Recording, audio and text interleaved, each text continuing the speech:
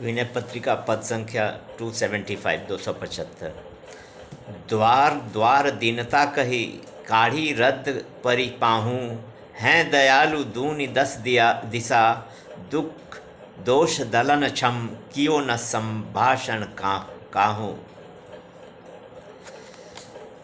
भावार्थ यह है कि हे नाथ, तुलसीदास जी कहते हैं, हे नाथ, मैं द्वार द्वार पर दांत निकाल कर और पैरों पढ़ कर अपनी दीनता सुनाता फिरा।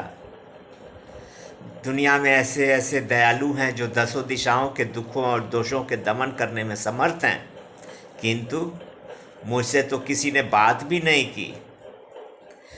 तनु जनियो कुटिल कीट ज्यों तजियो मातु पिता हूँ, काहे को रोष दोष काही धाव, मेरे ही अभाग मोसों सकुचत छुई सब छाहूँ। माता पिता ने मुझे ऐसा त्याग दिया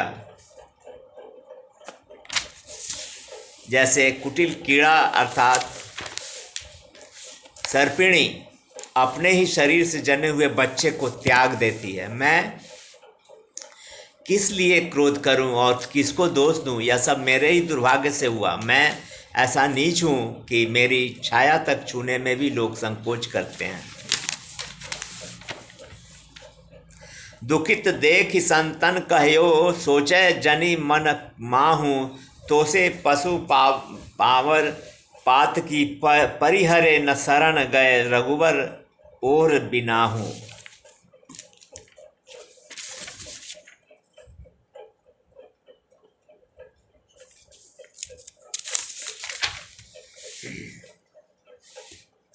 मुझे दुखी देखकर संतों ने कहा कि तू मन में चिंता न कर, तुझ सरीखे पामर और पापी पशु पक्षियों तक को शरण में जाने पर श्री रघुनाथ जी ने नहीं त्यागा और अपनी शरण में रखकर उनका अंत तक निर्वाह किया। तू भी उन्हीं के शरण में जा।